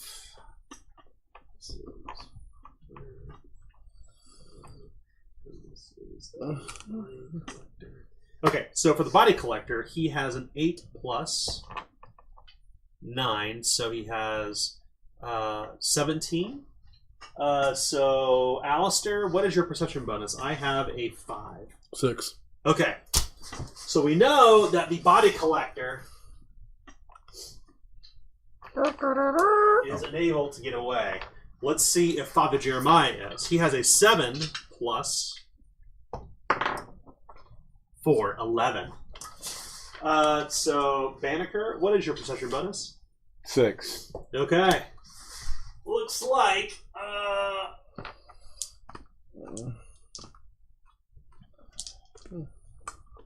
it looks like neither of them got the initiative, so we can actually begin combat starting at the very top of the initiative ladder. So the first thing you're going to notice is that each of your sheets I handed out a new actions and combat thing. I did see that. There are only 2 things that are different in there. One, we've added the subdue action we spoke about last week, which is a special action. And also there's a new reaction called assist, where you can assist somebody in the middle of combat. Otherwise, everything else is pretty much the same. A few minor changes to chokehold, but it's not important to indicate right now. Here's where we're at. You all are kind of collected loosely around Father Jeremiah, the body collector, the bodies of the children in the cart who clearly are not dead. And all of you. Back closest to the orphanage, of course, is Warren and... my apologies, Warren and Harper. So we'll assume Warren and Harper at this point are about 10 yards away.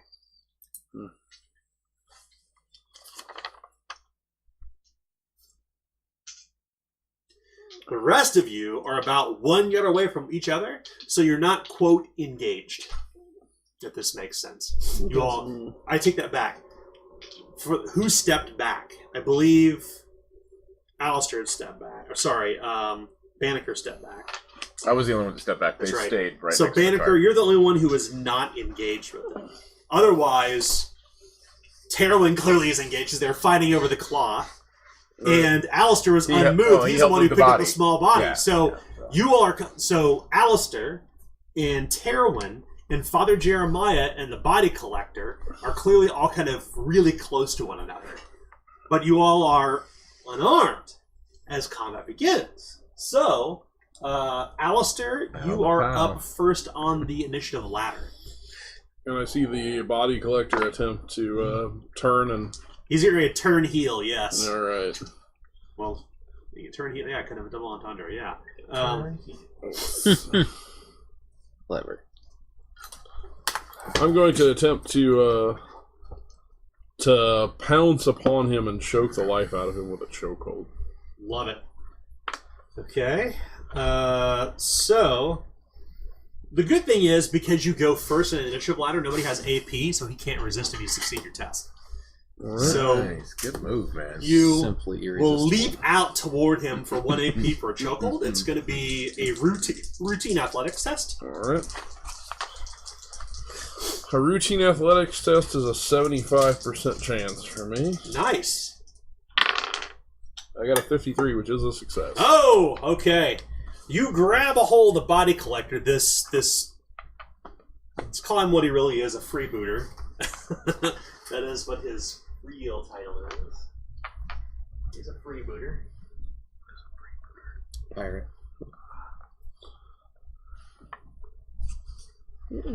You grab a hold of this Dunish man, choking the life out of him. Roll 1d10 and add your brawn bonus to see how much arrow you do. Ooh.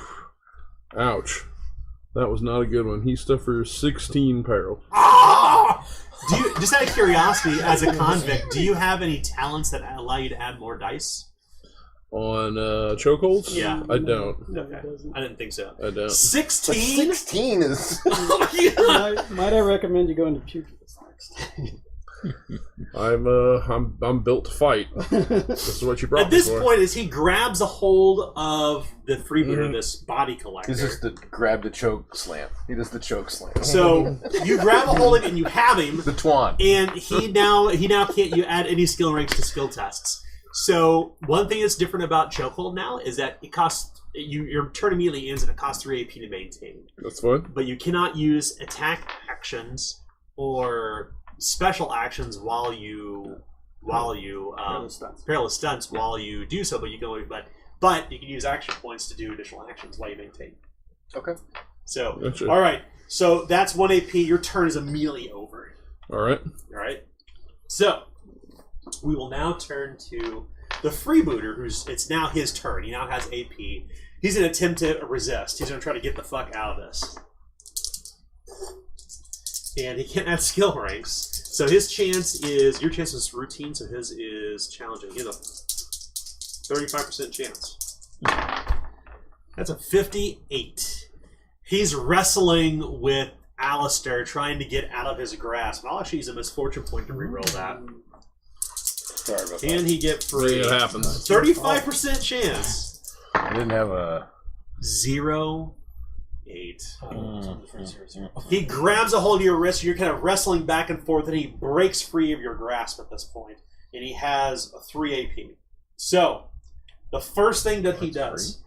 Oh, it is free, Yeah. Because resist is 0 AP. Resist is always zero, yeah. So I just looked at it right yes, after I said the it. first thing that he does, where he's standing, is he will draw for 1 AP a bola and throw it toward your legs because you're not engaged. Can you do that while he's engaged? Yep, absolutely. Movement provokes opportunity attacks. No, I just didn't know if he could use that ranged weapon while he's engaged. That's a good question. It's throwing. I can't. Yeah, I honestly can't remember. According to Raw, he can't. So that's a good point. But So he's not going to do that. It was a consideration for a change. I don't think we ended up instituting anyway. So you could always say GM. No. Yeah, No, Rowan just I'll has do the what I quality want. of 2/9. Is an opportunity Yeah, so we'll see what he attack does. if he, So we'll say that he Think it's uses the. No, it's not an opportunity attack. No, it's it's an not. opportunity attack if you move. Move. Yeah, It's only I knew it- movement. yeah, Move. it's definitely Yeah. not Movement. that, Any You're sort right, of movement movement. action, unless it's maneuver. Mhm. So he'll pull out the bola and he'll swing it around and try to whack you in the face with his improvised hand weapon. all right. His chance is a whopping 45%.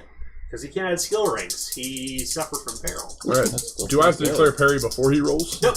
Okay. Nope. After I strike, you can declare whether you choose to. Gotcha. Right. You don't need to parry something that misses. So I rolled a 52, which will not strike. So that's 2 AP. And that last AP, he's going to retain. So the freebooter's turn is over. Now it's Terwin's turn. Terran is going to draw his shield and his mortuary sword. 2 AP. Yep. Shield off the back. You get the mortuary sword in hand, left or right-handed. I can't remember what handed he is. I've seen. I think he's probably left-handed because they. All right, that's 2 AP. You are armed. As he's going to hold his sword out towards them, and he says, "If any of you pedos move, I'm going to run you through." You cocksuckers. All right, so your chances to succeed are based on your damage condition track. Where are you currently at? Oh no, I'm not trying to do a litany of hatred. I'm just simply trying to warn them. Okay. Like if they try to run, I'm going to run them through. Run! Go, Hob! Go! Go! The friar says. Beat feet! Yeah, I'm not going to do it. I'm going to bank my action points because, So make your last action point. Mhm, yeah. Perfect. All right, so Warren, it is your turn now. I'm going to. Keep in mind, you are 10 yards away and unarmed, Okay. but you have in one hand the whatever the vial was full of. Okay. Who had the light between the two of you? Do you both have light? I mean, I had my lantern. Your torch would have Yeah. burned out by now, Yeah. by the way. Those who had torches would have burned Yeah, out. because the lantern lasts for 6 hours. Be Well, sure you to said mark we your were all torch up. we'd Yeah. all put our weapons away and Yes, be sure to mark off your torches. I do, As I'm yeah. saying, if you guys Okay. because more than an hour has passed. Torch will burn for about an hour. So I will put the vial away. Okay. Who had a who was using a lantern? Okay, mark off 1 pint of oil. Yeah, I did. Okay, cool. I will put the been 6 vial hours. away. You're gonna put what? I want to put the vial Okay. in my hand away. Got it. It's in your pocket. 1 AP. Okay. And so it was 10 yards. Yep. Okay, I will. He's in an engagement right now. They're all collected around one another. Okay, I'll pull out my bull whip Okay. and attempt to grab him. You're 10 yards away. I'll move. I'll make one movement. My movement's 6. Hustle. Hustle. So that's still too far, isn't it? Yep. Uh, You must make a decision the quick, hustle. or else Okay. retain your APs. I'll do 2 hustles and enter the engagement. Okay. You hustle into the engagement. You are now almost toe to toe with this freebooter who's panting. His you can see the finger marks from where Alistair's hands were around him. His face is still flushed as he tries to swing this bola, kind of as he's clearly like out of breath. And I'll use fails. a fortune point to make an attack. Okay. Okay. Sounds good. It's going to be your standard. Okay. You would have charged. All right. So standard is you're going to a while be 48% chance to succeed. Does this weapon have ranged or 1 yard? It has reach. Yes. Any weapon with reach that you attack with, I can now declare this. If you miss, you must re-roll. Okay. If you succeed, you strike one of the children and they're killed. I guess your weapon is ineffective then. Doesn't It matter. is. Yeah. But all I the rolled children are successfully. currently helpless. I- So if you have a weapon that has reach or is ranged, and you miss, you must re-roll not to strike the children. So I succeeded. Okay. So who are you attacking first off? The guy was trying to get away. No, I mean, I, holding this D, the freebooter? bastard. yes. I mean, I don't have. Are you initiating a chokehold or a takedown with your bullet? I'm gonna do.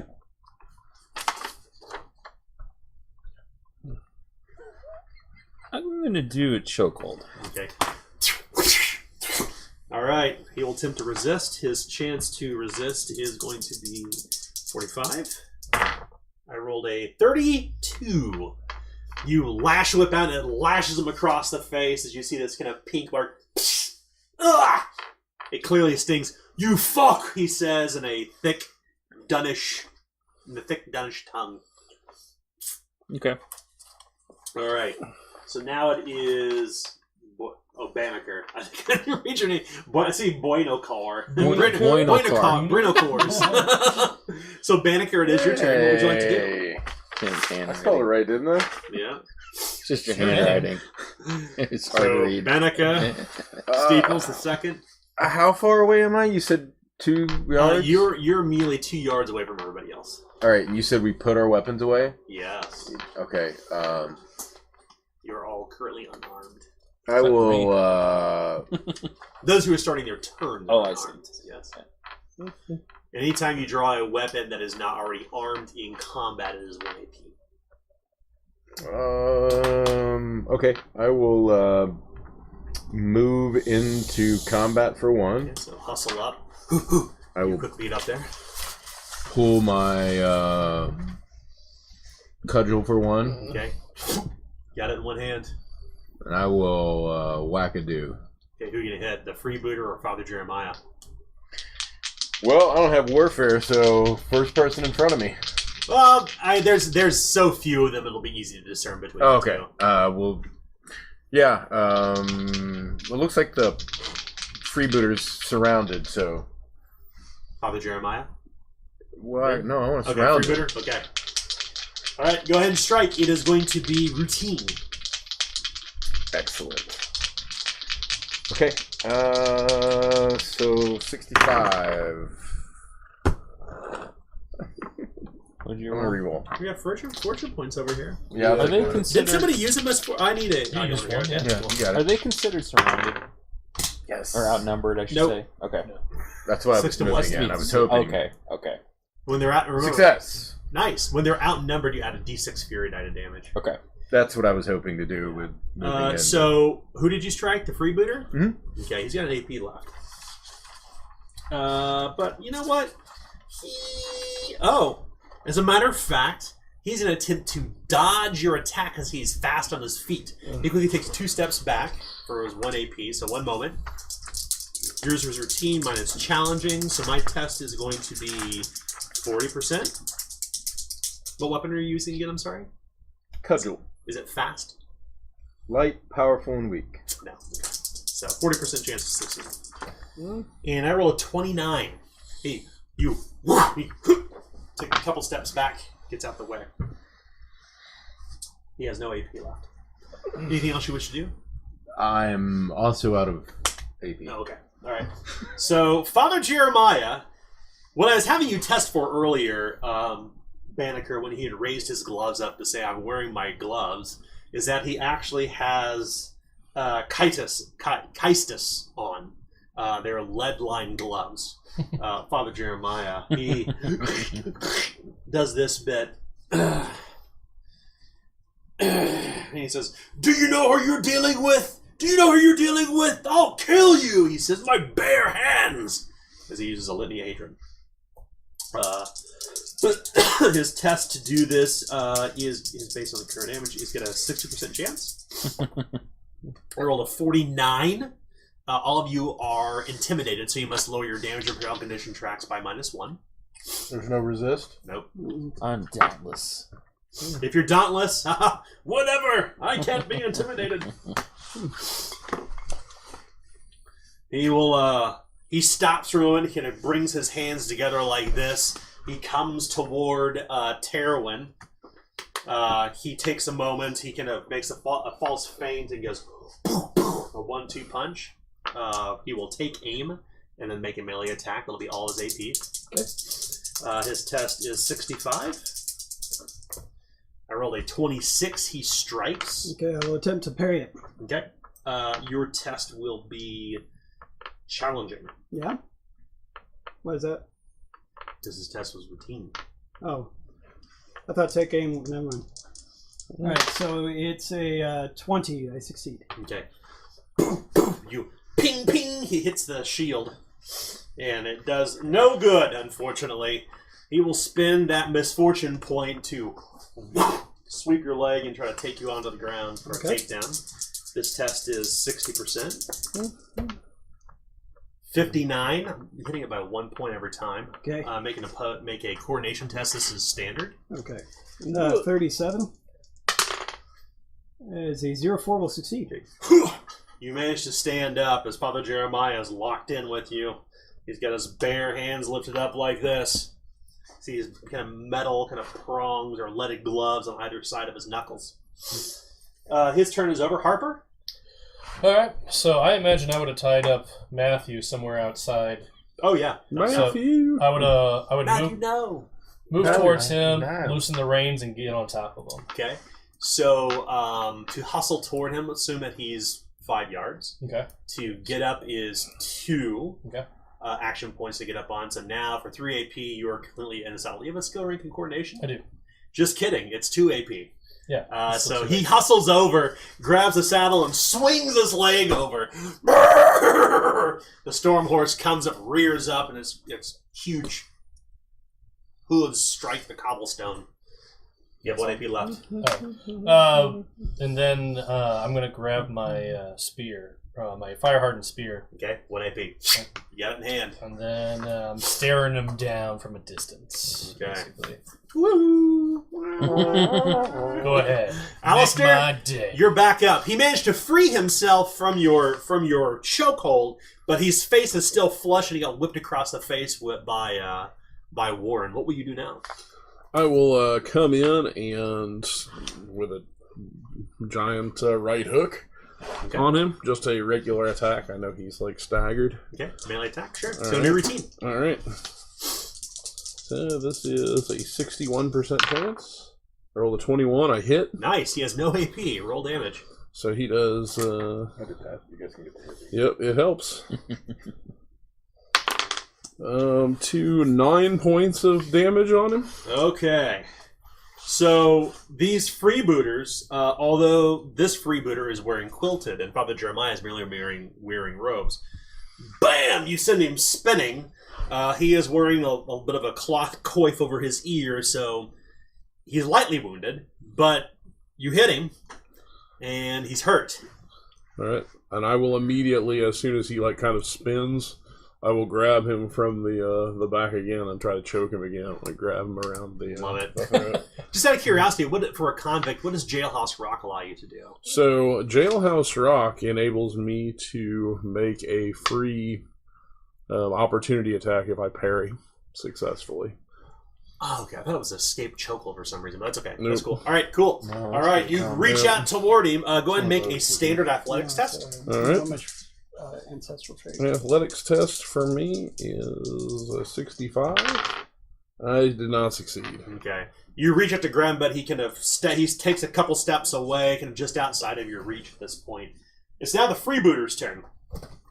I will- Realizing that the bola is just not going to do him any good, and that you're probably going to outpace him fist to fist, he drops it to the ground and spins an AP and reaches into his boot, and he pulls out a bollock dagger. If you know what a bollock dagger is, it looks like a pair of balls, literally in a. Like it's called a bollock dagger. It's like a pair of bollocks with this broad, wide. It comes to a very sharp tip. He spends 1 AP doing so. He waits for a moment, waiting for the right time to lunge out, and he will take aim at you. All right. And then he will lunge out for just a melee attack. Okay. His test is only his test is 55. All right. He has no skill ranks, but take aim. 85 will not do it. He lunges out and does no good. He's out of AP. Terwin, it's your turn. Okay. Of AP. Terwin is going to bring his shield up and push it towards the top part of Father Jeremiah's shoulder as he attempts to throw him off balance, and then sweep his leg out from underneath him. Take down? Yeah. Okay. Shake down. All right. Go ahead and make this test. Your test is going to be routine. Routine coordination will be 47. And a 37 will do it. Okay. Let's see if he can resist. Just the best It'll time be to standard for him too, so his test is going to be 50. Shake down. You busted. 34. Okay. He remains on his feet. He remains on his feet. So Some then I'm cop-out going shit Anybody to... using my going on lucky over pink here. dice? No, by they the are, way? really. The breast cancer awareness dice, which are like the best dice in the world. Maybe I should. The pink Don't touch those dice. pink Disney dice. So you tend to sweep him off his legs, Okay. but it does no good. They're good dice. No Don't good. touch Now. them. All right. So then I'm going to, after we back off, I'm going to attempt to bring my mortuary sword in a diagonal strike towards his shoulder area. All right. It's going to be standard test. Okay. Standard test will be 50, thanks to the purity seal. Oh, I And forgot a about the 21 will purity seal. succeed. All right. He is going to attempt to parry for a misfortune point. He raises his hands like this to try to hold himself back. His test will be challenging. He has a 45% chance. 48. Missed by 3. Roll damage. Okay. All right. So 4 plus 6 is 10. Ooh. As I'm going to channel my mayhem. Chaos alignment, and I'm going to use a fortune point to turn that into a 6. That's right. Because I don't like people right. who do bad things to children. That's right. And It was pretty messed up. I rolled another 4, so that's 10 plus 6 is 16. 16. Nice. He is moderately wounded. Roll a d6. Okay, I get 1d6 for the injury, 1d6 because it's vicious, and 1d6 because it's a mortuary sword. So I'm going to try and injure him. And I got a 6. Nice. All right. Looks like Father Jeremiah is going to suffer from Not broke ass, but a twisted ankle. a broke You ass bring foot. that shield down around the back of his Achilles heel, and he kind of crumples for a moment as he reduces his movement by 3. And on that, I'm going to say, we got this, man. We're not going to let any more bad things happen to young ones, as I'm going to attempt to use inspiring words. Okay. It's going to be, what's your damage condition track currently? Unharmed. Okay, it's going to be routine. Routine, that is What does the going to inspiring be, words do? 48. It'll gonna wipe off offset. the litany of hatred. And an 11 is a critical success. Not only does he offset the penalty, add +1. Nice. Nee.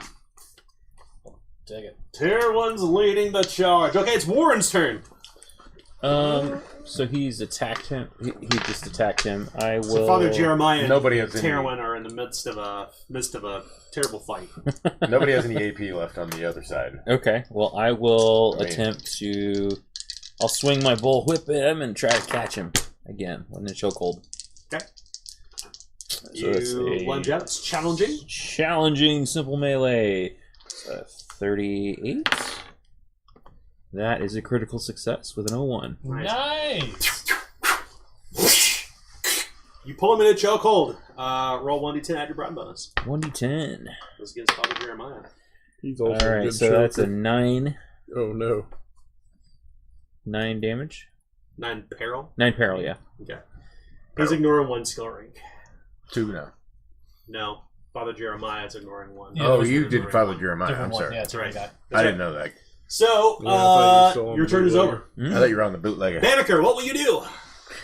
The Well- tide has turned. I got a bootlegger in front of me, That's right. so He's a bit winded. I'm gonna use. I'm gonna try and take him down. Okay. It's going to be a standard test. Standard test. Okay. Standard athletics, I should say, for takedown. Yeah, that takedown combination Sorry, is going to be brutal. my apologies. Takedown for you is coordination Okay. So yeah. because you're engaged. Okay. And a 10 is a success. Okay. All right. He'll attempt to resist. You're taking down the freebooter or Father Jeremiah. My apologies. The freebooter. The freebooter. Okay. He has no skill ranks, at least. Yeah. His test is 50. I rolled a 89. There we go. The freebooter hits the ground. You can hear the knife tink tink. It's still in hand. Remember, we unhouse ruled that. You drop it up when you're knocked off your feet. But whoop! No whoop, longer Oh, I thought that's what I loved about No more it. you It's like, knocked what little wind he had left Yeah. in him. The freebooter's that's now it. on the ground. What will you do? well, I'm gonna bash him in his fucking face. Okay. You bring your cudgel up. Ah! It's a routine test. Yay! Alright, plus 10 for... Oh, I got my little badge on. So, 75. And a 67 does it. Bap! You hit him across the face. And I get to add that fury die. Yeah, it's on the ground. And that's 2 6s. Whoa! 12 plus. Oh! Plus That's probably it. another 6. Oh! That's 10. That's 22 so far. 22. Oh, wait, just There's one. one. And 5. 27 7. Plus your plus Ron bonus. Ron is 32. 32 damage. Brain. He brings- Wait, no, 4. 33. 33. Is the cudgel pummeling? Cudgel is I don't think- pummeling, yeah, It's right? light. I always have to I don't look. think it's pummeling. I always look, guys. It's light, weak, and... It's powerful. It's not pummeling. That's right. Yeah, so you add your combat. Oh, is it combat? Oh, that's even better then. 34. Okay. He's dead. Yeah. As you take him off of his feet, at this point, Banneker brings the blow down over his head, and his head simply cracks like an egg. You can see bits of brain and blood slowly oozing out, as you have dispatched the freebooter. Father Jeremiah at this point is like wide-eyed, and I'm going to use Intimidate now. so hold on. Okay. I can't. So Father Jeremiah's eyes widen at this point. You turn toward him. You use Litany of Hatred. Yes, I am. Okay. Surrender, or I brain you too, boy. Father Jeremiah you need to roll it all. Father Jeremiah gives up immediately. Spare me, he says. He's still in the chokehold. Yeah. He's in choke.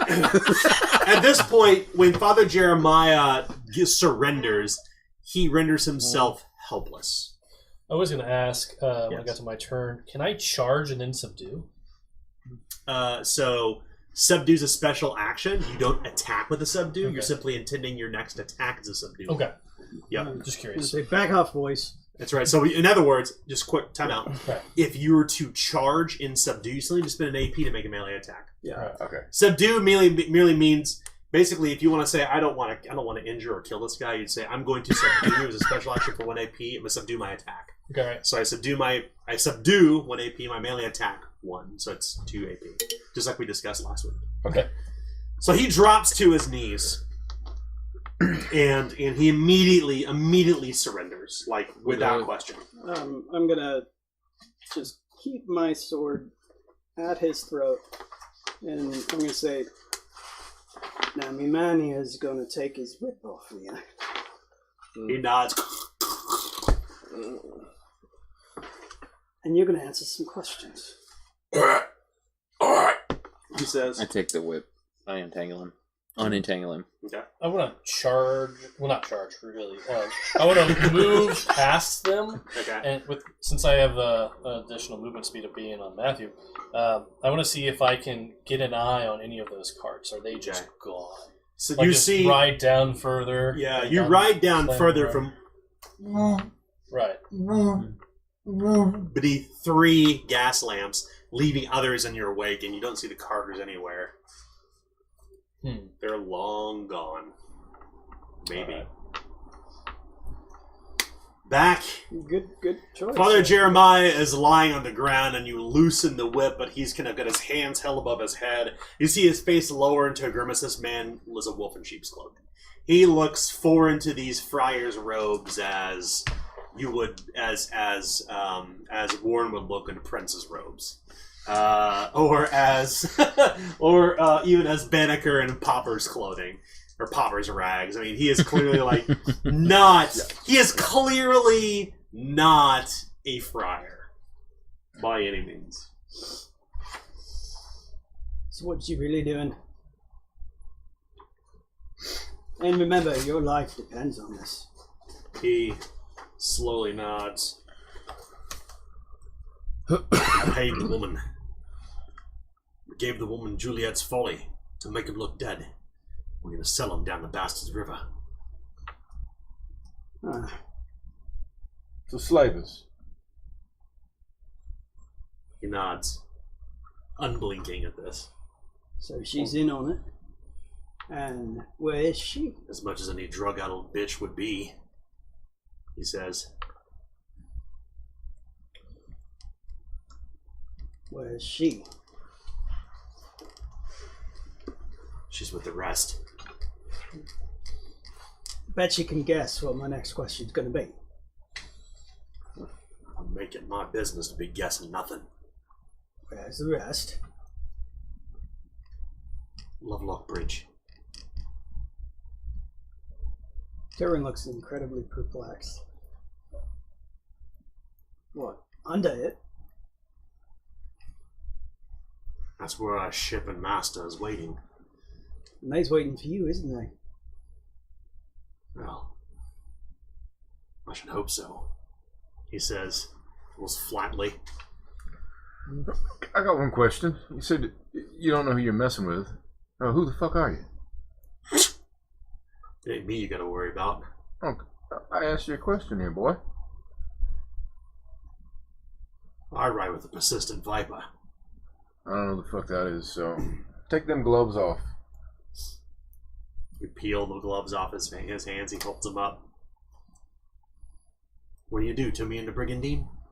Throw me in jail? No. I'll get right back out.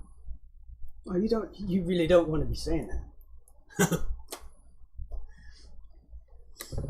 Just say it again and see what happens. Don't take no Dufresne for a murderer. Took you for a king's man. Justice and all. Seems like you did a bit of justice here. We did. I'm pretty sure the brigandine wouldn't have any trouble with us just hanging you from a fence, one of these lamp posts, since you're selling children into slavery. So, what is it that you could possibly think of? Offer, and when I mean offer, I don't mean money.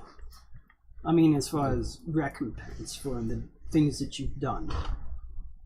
To show me that you've turned over a new leaf. I'm assuming you've turned over a new leaf now. With the tip of your sword on my throat, I'm about willing to do anything. Yeah, so what is it? You gonna help us out? What do you mean help you out? He says.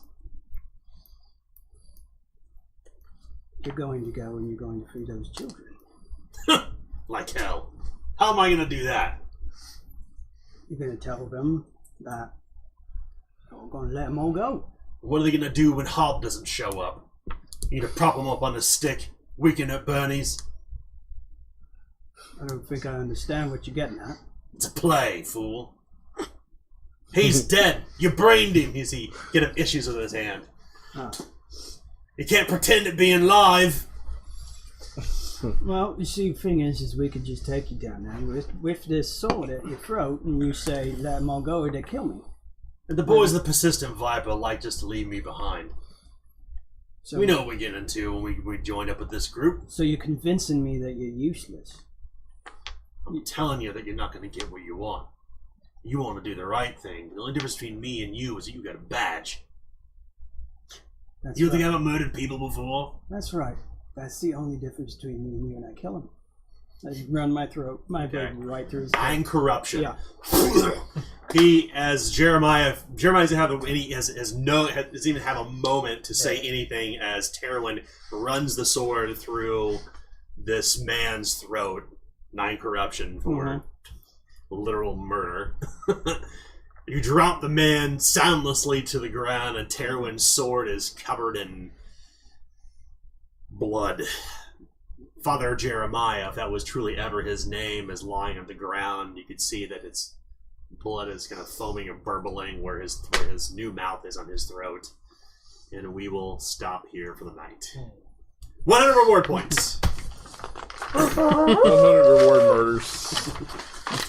Murder. Bloody, bloody murder.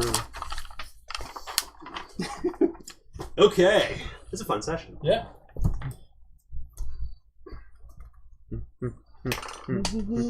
Quite a departure from Talk Fitzroy. A little bit. So, 100 reward points, everybody. Obviously, Nick, it's your first session back, which is great. We will reconvene next week for the next couple episodes. Thoughts on tonight? Obviously, we kind of started slow and had a moment of suspense, and then kind of ended on a fight. That turned very quickly in your favor. I found it highly entertaining, and I knew something was up, but I had no idea it would be that it would be slavers and they drug the kids. No idea. Above board, I called it. Like in my head, I'm like, they're slavers. They're kidnapping the kids. They're gonna sell them on a boat down the river, and it was exactly that. But I couldn't say because that's what my character wouldn't think. He would just be saddened and disheartened by it, and he would just, with his melancholy, not really be able to make any real decisions about it. All right, let's do corruption roll. If what I roll is equal to or less than your corruption, increase your cast rate by 1 step. Man, I'm betting you're going. You're laughing. I automatically get it. Well, I got 10. Hold on. Oh, you're at you're at 10. Okay, yeah. Yeah. because I might get 2. I rolled a 7. Is that possible to get 2? Yes. I got 2. You Yeah, can get 2 or more. There's in no one limit session, to in how fact. much you can get. I got 2 for that. Wow. Okay, so let's go around the table real quick and talk. So let's do. What's your current order and chaos ranks in your character? I'm in your 1 and character's 1. case, Harper, 1 and 1. Yep. What about Warren? 0 and 1 chaos. 1 chaos. Okay. What about yourself, Alistair? I've moved 2 towards mystery and 0 towards exclusion. Okay. In your case, Banneker? Equal at pride and arrogance. Wow. And then finally, Terwin? 0 at adaptation and 3 towards mayhem. Mayhem. So 3 chaos ranks. Well, that's the way Grand Prix games go. So one thing that I kind of wanted to do in this was to begin setting up kind of in a linear fashion, kind of like getting you invested in Durendal and what's going on. Obviously, the Night of Penumbra is supposed to be a strange evening. Things have kind of slowly unfolded and occurred. Eventually, the game will come off the rails soon. But there's still story left to tell tonight. Not tonight, as in this game, but on the Night of Penumbra. So we will reconvene next week. Thanks, guys, for coming and showing up. Hope you guys had a good time. For our listeners, thanks for tuning in, and we will see you next time on The Queen of Embers. Take care, everybody. Thanks for listening. Next time on Dragon Ball Z. Sure did it. Everyone kills the priest. They've already destroyed the moon.